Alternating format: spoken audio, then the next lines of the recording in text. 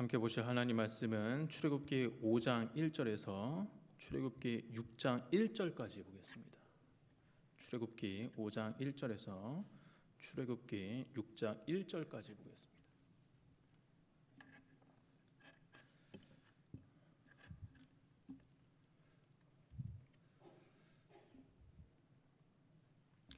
조금 길기 때문에 제가 좀 빠른 속도로 읽겠습니다.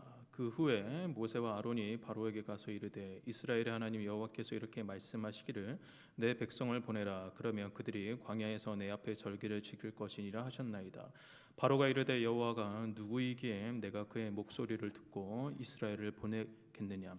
나는 여호와를 알지 못하니 이스라엘을 보내지 아니하리라. 그들이 이르되 히브리인의 하나님이 우리에게 나타나셨은즉 우리가 광야로 사흘 길쯤 가서 우리 하나님 여호와께 제사를 드리려 하오니 가도록 허락하소서. 여호와께서 전염병이나 칼로 우리를 치실까 두려워하나이다. 애굽 왕이 그들에게 이르되 모세와 아론아 너희가 어찌하여 백성의 노역을 쉬게 하려느냐. 가서 너희의 노역이나 하라.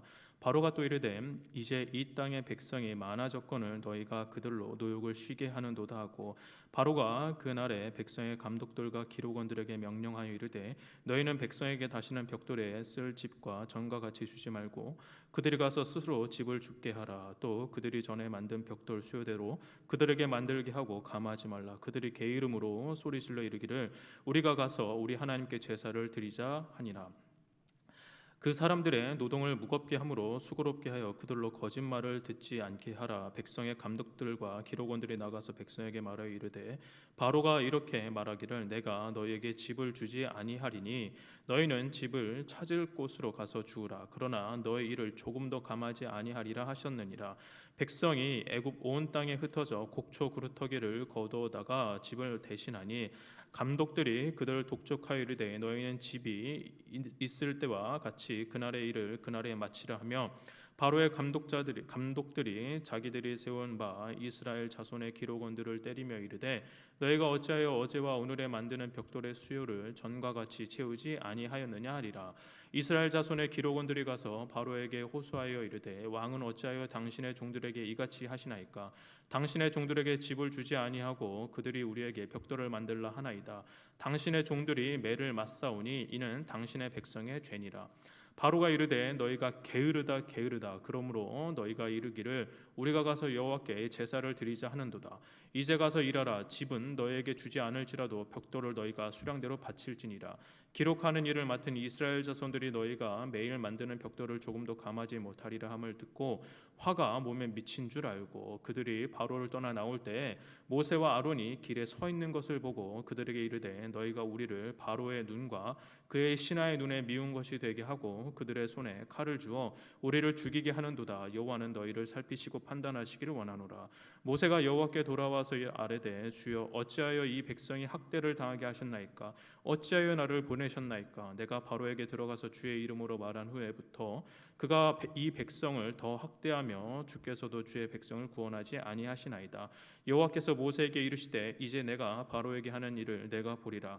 강한 손으로 말미암아 바로가 그들을 보내리라. 강한 손으로 말미암아 바로가 그들을 그의 땅에서 쫓아내리라. 실패란 원하는 결과를 얻지 못하거나 뜻한 대로 되지 않고 그르친다라는 사전적 의미를 갖고 있습니다. 그러나 굳이 사전적 의미를 설명하지 않아도 우리는 실패가 어떠한 것인지 너무나도 잘 알고 있습니다. 왜냐하면 우리 모두 다 실패를 경험해 보았기 때문입니다. 이 세상에 그 어떤 누구도 실패를 경험해 보지 않은 사람은 없습니다. 모든 사람은 실패를 경험하였기에 혹 경험하는 중이기에 우리는 실패가 어떠한 느낌인지 그리고 그 감정이 얼마나 쓰라린지 잘 알고 있습니다.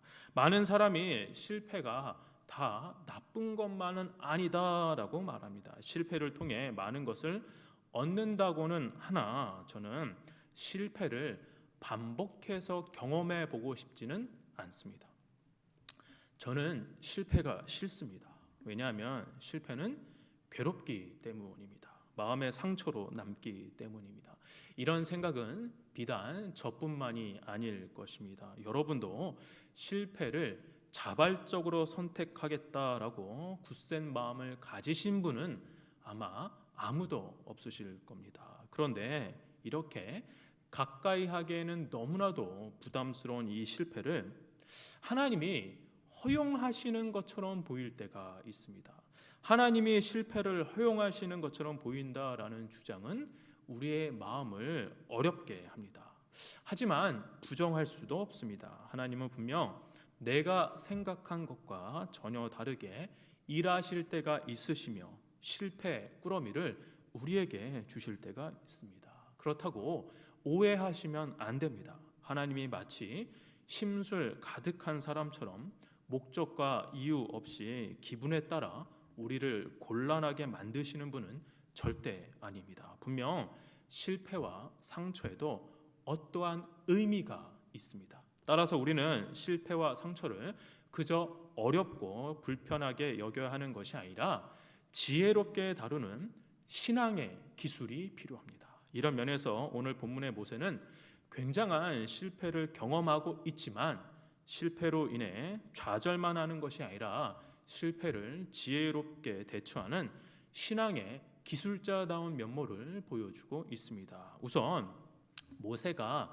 하나님의 지시를 온전히 잘 따르고 있는지를 살펴볼 필요가 있습니다. 만약 그가 하나님이 명하신 대로 하지 않아서 스스로 실패를 자초한 면이 있다고 한다면 모세에게도 분명한 책임이 있는 것이겠죠.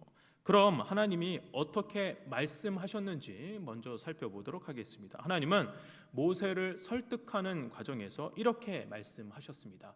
3장 18절입니다. 그들이 내 말을 들으리니 너는 그들의 장로들과 함께 애굽 왕에게 이르기를 히브리 사람의 하나님 여호와께서 우리에게 임하셨은즉 우리가 우리 하나님 여호와께 제사를 드리려 하오니 사흘길쯤 광야로 가도록 허락하소서 하라. 그러면 모세는 실제로 바로 앞에서 어떻게 이야기했을까요? 오늘 본문 5장 1절입니다. 그 후에 모세와 아론이 바로에게 가서 이르되 이스라엘의 하나님 여호와께서 이렇게 말씀하시기를 내 백성을 보내라. 그러면 그들이 광야에서 내 앞에 절기를 지킬 것이니라 하셨나이다. 3장 18절과 5장 1절의 내용은 꽤나 차이가 납니다. 비교해서 살펴보자면 왼쪽은 출애굽기 3장 18절이고 오른쪽은 출애굽기 5장 1절입니다. 첫 번째 차이는 파란색으로 표현된 부분입니다. 3장 18절에서는 하나님께서 모세에게 장로들과 함께 가라고 하셨는데 5장 1절에서는 모세는 실제로는 아론과만 갑니다. 둘째, 빨간색 글을 보시면 3장 18절에서는 히브리 사람의 하나님 여호와라고 말하라고 하셨는데 모세는 바로 앞에서 이스라엘 하나님 여호와께서라는 표현을 합니다. 세 번째, 초록색 글을 보시면 하나님께서 사흘길쯤 가도록 청하라고 하시지만 모세는 바로에게 이 표현을 처음에는 사용하지 않습니다. 첫 번째, 두 번째, 세 번째 이게 뭐 그렇게 큰 차이가 있느냐라고 생각하실 수 있는데요. 네 번째는 굉장히 큰 차이가 있습니다. 저는 이 차이가 제일 중요하다라고 생각을 하는데 보라색을 보시면 3장 18절에서 가도록 허락하소서, 즉 모세가 바로에게 말할 때 권유법을 사용할 것을 지시하셨습니다. 예의 있고 공손한 표현을 사용하라고 하신 것입니다. 그런데 모세는 바로 앞에서 이렇게 표현을 했습니다. 5장 1절에 내 백성을 보내라. 이 문장에서 사용된 히브리어 문법은 명령형입니다. 즉 모세가 바로에게 명령을 하고 있는 것입니다. 우리나라 속담에 이런 말이 있죠. 아 다르고 다르다. 같은 내용이라도 표현하는 방법마다 듣는 사람이 받아들이는 기분이 다르다라는 것입니다.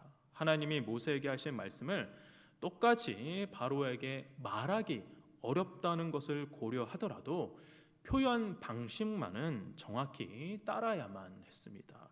하나님은 모세가 정중하고 또한 외교적인 표현을 사용하길 원하셨지만 모세는 거칠고 도전적이고 대결적인 용어를 사용하면서 호전적인 태도를 바로에게 보인 것입니다. 그래서 모세가 한 말의 뉘앙스와 태도에 대해 어떤 학자는 확실히 기분 나쁘게 할 만큼 무뚝뚝하고 독단적이며 비타협적인 방식이라고 비판하기도 합니다. 혹 어떤 분들은 그래도 모세가 바로 앞에 담대하게 말했다라는 사실을 높이 평가하실 수도 있을 것 같습니다. 그러나 그것보다 하나님이 말씀하시는 대로 말하는 것이 더 올바른 태도가 아닐까요? 이런 면에 있어서 모세는 대단히 미숙한 모습을 보이며 실패를 자초하고 있는 것 같습니다. 물론 하나님께서 말씀하신 대로 모세가 전했다고 하더라도 바로는 순순히 받아들이지 않았을 것입니다. 출애굽기 3장 19절과 20절을 보시면 내가 노니 강한 손으로 치기 전에 애굽 왕이 너희가 가도록 허락하지 아니하다가 내가 내 손을 들어 애굽 중에 여러 가지 이적으로 그 나라를 친 후에야 그가 너를 보내리라. 하나님은 모세에게 바로가 하나님의 재앙을 경험한 후에야 이스라엘 백성을 놔주게 될 것이다 라고 미리 알려주셨기에 바로는 순순히 보내주지 않을 것입니다. 그러나 그렇다고 하더라도 모세는 바로에게 책 잡힐 만한 그 어떠한 일을 해서는 안 되는 것입니다. 모세의 저돌적인 표현으로 인해 심기가 불편한 바로는 2절에서 이렇게 이야기합니다. 다 같이 한번 읽어보실까요? 시작.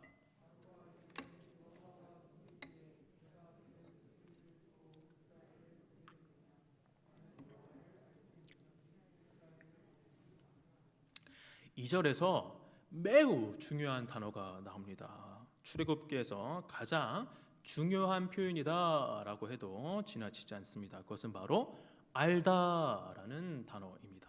출애굽기 1장에서도 알다라는 단어가 나오는데 출애굽기 1장 8절에서 요셉을 알지 못하는 새 왕이 일어나 애굽을 다스리더니 출애굽기 1장에서 이스라엘 백성들이 핍박을 받게 되는 근본적인 이유는 바로 요셉을 알지 못하기 때문이다라고 말합니다. 마찬가지로 출애굽기 5장 2절에서 바로가 여호와를 알지 못한다는 점 때문에 문제가 일어나게 되는 것입니다. 그렇다면 알지 못해서 문제가 일어나는 것이라면 어떻게 해줘야 할까요? 간단합니다. 모르면 알게 해주면 됩니다. 그래서 출애굽기는 하나님을 알지 못하는 이들에게 하나님이 어떠한 분인지 가르쳐주는 일들로 가득 차 있습니다. 예를 들어 애굽의 10가지 재앙, 홍해를 가른 사건, 만나와 메추라기를 공급해 주신 일, 이 모든 일이 단순한 이적과 기사를 나타내는 것이 아니라 다 하나님이 어떠한 분인지 알게 해 주시기 위한 역사였던 것입니다. 이렇게 하나님을 알지 못하기 때문에 보내지 않겠다라는 바로의 반응에 모세가 조금 당황한 것 같습니다. 3절에서 조금 힘을 빼면서 이야기합니다. 같이 한번 읽어보실까요? 시작. 그들이 이르되 히브리인의 하나님이 우리에게 나타나셨은즉 우리가 광야로 사흘길쯤 가서 우리 하나님 여호와께 제사를 드리려 하오니 가도록 허락하소서. 여호와께서 전염병이나 칼로 우리를 치실까 두려워하나이다. 이제 모세는 보내주세요 라고 명령형으로 표현하지 않고 우리로 가게 허락하소서 권유형을 사용하며 부드럽게 이야기를 하고 있습니다. 1절과는 다르게 조금 차분하게 이야기하며 정중하게 표현을 했는데 바로는 전혀 생각지도 못한 반응을 보입니다. 4절입니다. 애굽 왕이 그들에게 이르되 모세와 아론아 너희가 어찌하여 백성의 노역을 쉬게 하려느냐 가서 너희의 노역이나 하라. 지금 바로가 무슨 말을 하고 있는 것입니까? 이런 말을 하는 것이죠. 제가 좀 현대적인 표현과 느낌으로 의역을 해보겠습니다. 야, 네가 그런 말을 하는 걸 보니 일 안 하고 쉬려고 그러는구나. 편한가 보네. 일 좀 더 해야 되겠다. 바로가 이렇게 반응했다라는 것은 지금 모세의 뜻대로 일이 잘 진행되는 것입니까? 아니면 잘 안 되고 있는 것입니까? 대단히 잘 안 되고 있는 것이죠. 수습하기 매우 어려운 상황으로 진행이 되는 것 같은데 바로는 조금의 지체도 없이 다음과 같은 명령을 하다랍니다. 6절에서 9절입니다. 같이 한번 좀 길지만 같이 한번 읽어보겠습니다. 시작.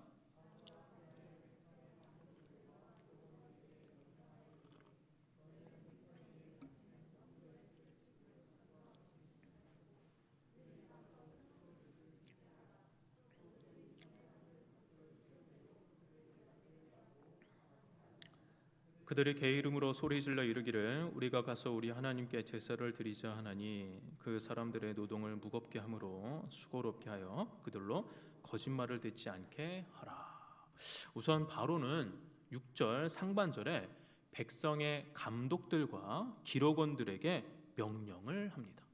감독들은 오늘날 작업반장 같은 직책으로서 노동을 다그치거나 강요하는 역할을 했고 기록원들은 노역자들을 조직하는 일을 했습니다. 그런데 이 기록원들은 15절과 19절을 보시면 애굽 사람들이 아닙니다. 이스라엘 자손들로 구성되어 있는 것이 바로 기록원들입니다. 이들에게 명령하기를 벽돌을 만들 재료가 되는 집을 주지 않고 전과 같은 분량의 벽돌을 만들라는 노역 강화 정책을 내린 것입니다. 일의 양은 늘었는데 이전과 같은 생산량을 요구한 것이죠. 당연히 이스라엘 백성들의 일이 더 힘들어진 것입니다. 그런데 이렇게 가혹한 일을 시킨 이유를 설명하는데 그것은 8절을 보시면 게으름 때문이라고 말합니다. 이스라엘 백성들을 게으름뱅이라는 프레임으로 만들어 놓고 가혹한 학대를 내릴 수밖에 없었던 원인을 그들의 게으름 때문이라고 정당화하고 있는 것이죠. 성문교회 성도 여러분, 지금 상황이 어떻게 흘러가는 것 같습니까? 하나님이 모세에게 가라고 명령하셔서 어렵게 순종을 했고 그래서 서툴기는 했지만 바로에게 가서 이스라엘 백성들을 데리고 가겠다라고 말은 했는데 예상치 않게 바로는 더 큰 학대로 반응해 버린 것입니다. 백성들의 아우성과 원망이 하늘을 찌를 듯이 높았을 것입니다. 이스라엘 백성들은 모세가 말하지만 않았더라도 이렇게 긁어 부스럼되지 않았을 거라고 원망했을 것입니다. 반면 모세는 잘 해보려고 오히려 자충수를 든 것에 대해서 심한 자책이 들었을 것입니다. 모세와 아론은 얼굴을 들고 다닐 수도 없었을 것입니다. 그래서일까요? 10절부터 19절까지에는 모세와 아론이 등장하지가 않습니다. 가혹한 상황만 더 구체적으로 이야기하고 있을 뿐입니다. 17절에서 바로는 계속 게으르다 질책을 하고 18절에서는 일은 더 늘어났지만 생산량을 맞추라고 압박을 하고 있습니다. 이렇게 정신적으로 육체적으로 이스라엘 백성들이 힘들어하는 상황 속에서 모세와 아론이 초라하게 등장을 합니다. 20절입니다. 그들이 바로를 떠나 나올 때 모세와 아론이 길에 서 있는 것을 보고 우리말 성경에는 모세와 아론이 길에 서 있다라고 표현을 했는데 그냥 서 있는 것이 아니라 기다리기 위해서 서 있다라고 보는 것이 맞습니다. 즉 모세와 아론은 풀이 죽어 있는 상태에서 이스라엘 기록원들을 길에서 기다리고 있는 것입니다. 길에서 힘없이 기다리고 있을 두 노인의 모습, 시각적으로 처량함이 느껴집니다. 그렇다면 모세와 아론은 기록원들을 만나서 무슨 말을 했을까요? 모세와 아론이 어떠한 말을 했는지 성경에서는 말을 하고 있지 않습니다. 대신 기록원들이 모세와 아론에게 분노를 표출한 내용을 언급합니다. 21절입니다. 그들에게 이르되 너희가 우리를 바로의 눈과 그의 신하의 눈에 미운 것이 되게 하고 그들의 손에 칼을 주어 우리를 죽이게 하는도다. 여호와는 너희를 살피시고 판단하시기를 원하노라.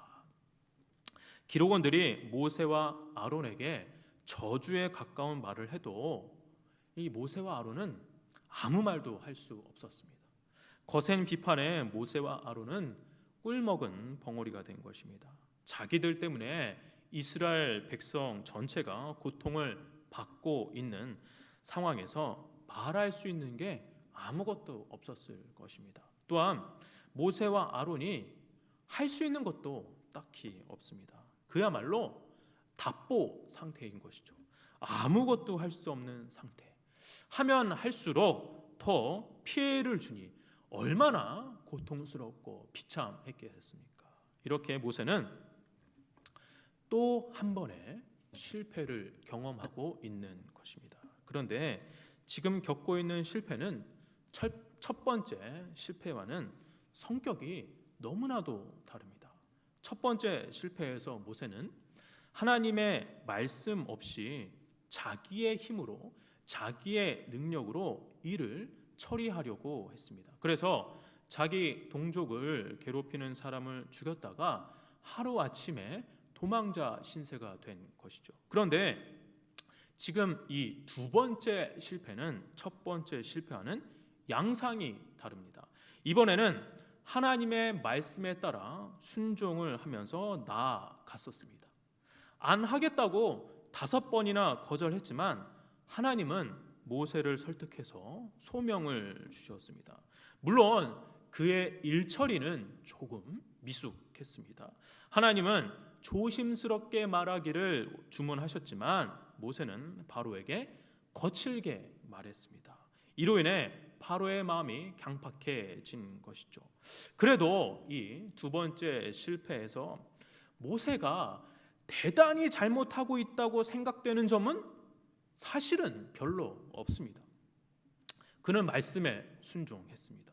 순종했는데 결과가 처참한 실패로 나타난 것입니다. 어떻게 이럴 수가 있습니까? 이것을 어떻게 이해해야 할 수가 있습니까? 이 실패의 상처들 하나님한테 받은 거 아닙니까? 가장 뼈아픈 실패와 상처는 바로 하나님으로부터 버림받았다고 느껴질 때입니다. 하나님의 이름으로 시작하고 하나님이 역사해 주셔서 진행을 했고 하나님이 도와주셔서 나아갔는데 기대와는 다르게 실패와 좌절을 경험할 때 우리의 마음은 생지옥이나 다름이 없습니다. 하나님 도대체 어디에 계신지, 진짜 살아계시는 분인지 의심이 될 때가 인생에서 가장 힘든 순간입니다. 그럼 우리가 이렇게 큰 시험에 들 때 어떻게 이겨낼 수 있습니까? 어떻게 반응할 수 있습니까? 우리는 모세가 실패를 다루는 모습에 주목해야 합니다.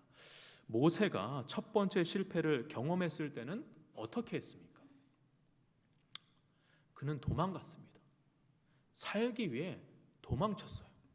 도망가지 않으면 죽는 상황이었기 때문에 당연히 도망가야 했습니다. 그런데 문제는 도망가는 건 좋은데 모세는 더 이상 하나님을 찾지를 않습니다.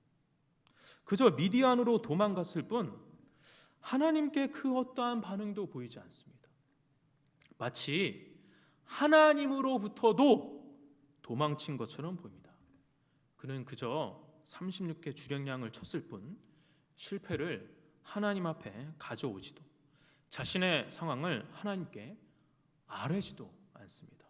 그런데 오늘 본문에서 두 번째 실패를 경험한 모세는 첫 번째 실패를 경험했을 때와는 전혀 다른 모습을 보입니다. 22절과 23절입니다. 같이 한번 읽어보실까요? 시작.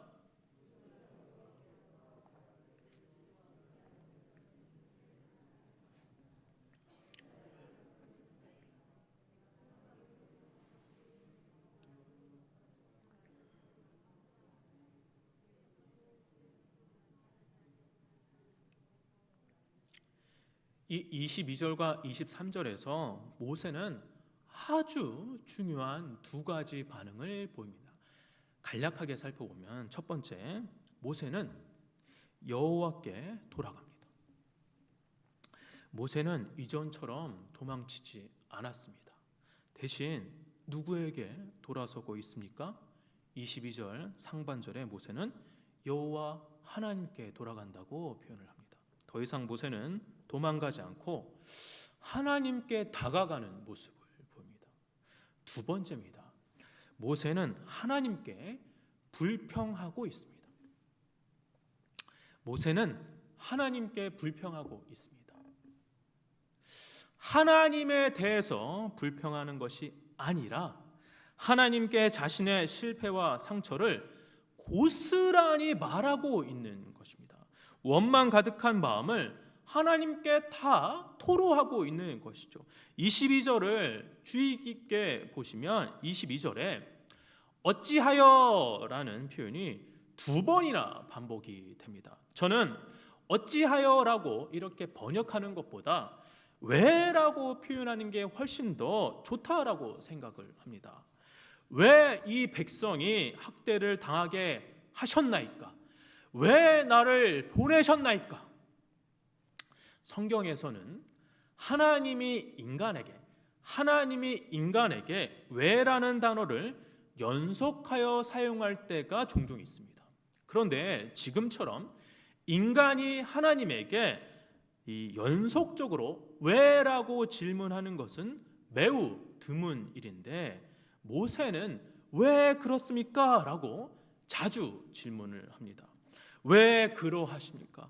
왜 나를 이토록 힘들게 하십니까? 하나님이 하라고 하셔서 순종했는데 왜 나를 더 어렵게 만드십니까? 라고 말입니다. 그런데 이런 질문 어디서 많이 들어보시지 않으셨나요? 왜라고 하나님께 하는 이 기도 어디서 많이 들어보시지 않았나요?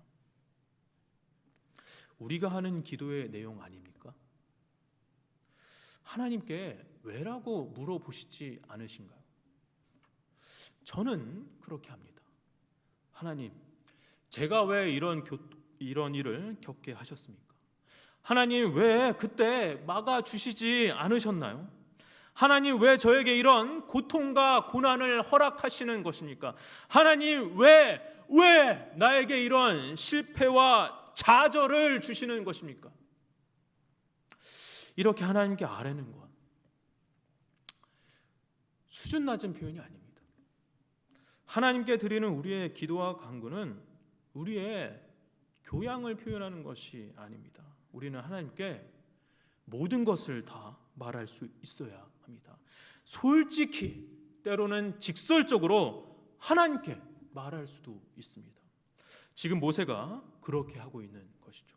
자신의 실패와 상처로부터 도망가거나 피하지 않고 오히려 여호와 하나님께 돌아가 자신의 속마음을, 답답함을, 궁금함을 하나님께 드러내고 있는 것입니다. 혹 모세처럼 하는 게 뭐가 어렵냐 생각하시는 분들도 계실 것 같습니다. 그런데 평소에는 그게 어렵지 않을 수도 있습니다. 그런데 실패와 상처를 경험하고 실패와 상처를 받으면 제가 솔직하게 말씀드려요. 교회 나오기 싫습니다. 기도의 자리를 찾기도 싫고 기도하고 싶지도 않습니다. 예전에 제가 그랬어요. 교육자들 보는 것도 싫더라고요. 친절하게 대하는 교인들의 웃음, 이게 비아냥거리는 것처럼 느껴졌습니다. 그래서 본능적으로 하나님을 원망하고 하나님으로부터 도망가고 하나님을 피해가려고 할 뿐 하나님 앞에 나아가려고 하지 않습니다. 그런데 그렇게 하시면 안 됩니다. 실패와 상처를 받으면 본능적으로 움츠려 들려고 하는 것이 인간인데 그렇게 해서는 안 되죠. 우리는 도망가지 않고 하나님을 찾으셔야만 합니다. 하나님께 왜 그런지 물으셔야만 합니다. 찾지 않으면 점점 더 하나님과는 멀어지게 되고 결국 우리의 실패와 상처가 우리를 장악하게 될 것입니다. 이것이 바로 사탄 마귀가 진정으로 원하는 것입니다. 사탄 마귀의 소명입니다. 사탄 마귀가 이렇게 승리하려고 하는데 그것을 따라 주시겠습니까? 우리가 하나님으로부터 최대한 멀어지는 삶을 살게 하는 것이 하나님의 자녀로 살아가지 못하도록 비참하게 살아가게 하는 것이 사탄의 사명입니다. 우리가 사탄이 원하는 대로 살아간다면 그것은 진정한 실패와 상처를 경험하는 것입니다. 하지만 하나님께 돌아가 하나님께 아뢰면 하나님은 분명히 응답해 주십니다. 오늘 본문 6장 1절입니다. 같이 한번 읽어보실까요? 시작.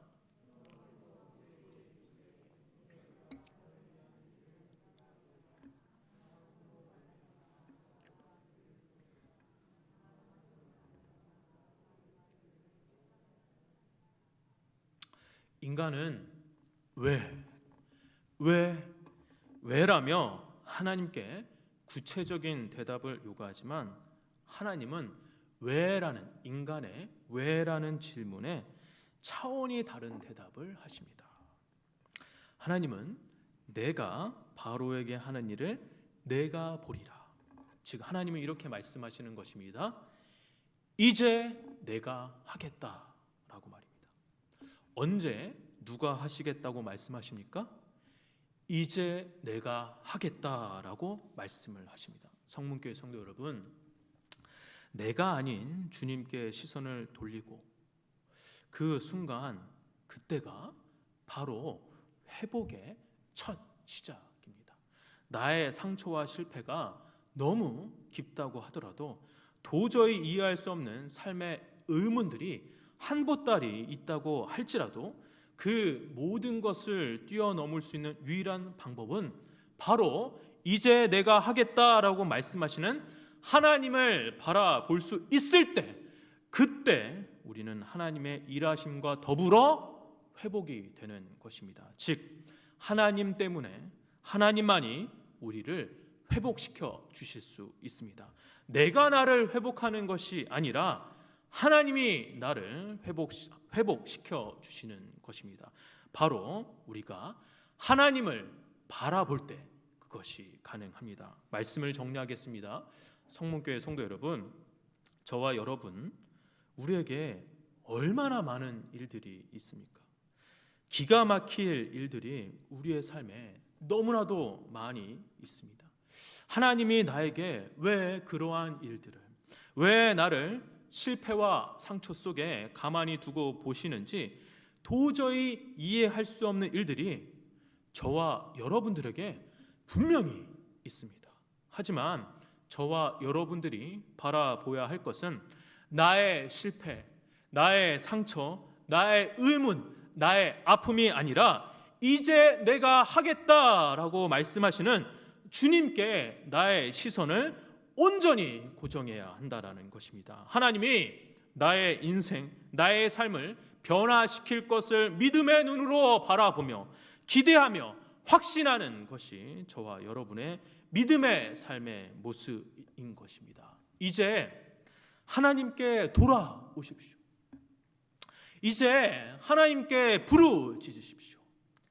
이제 하나님께 왜 그런지 외치십시오. 하나님께 나아가 하나님께 아뢰면서 하나님이 하실 일을 믿음의 눈으로 바라보아 우리의 시각과 시야가 180도로 달라져서 분명한 믿음을 소유한 참된 그리스도인의 삶을 살아가시는 성문교회 공동체 되시기를 주의 이름으로 축원합니다.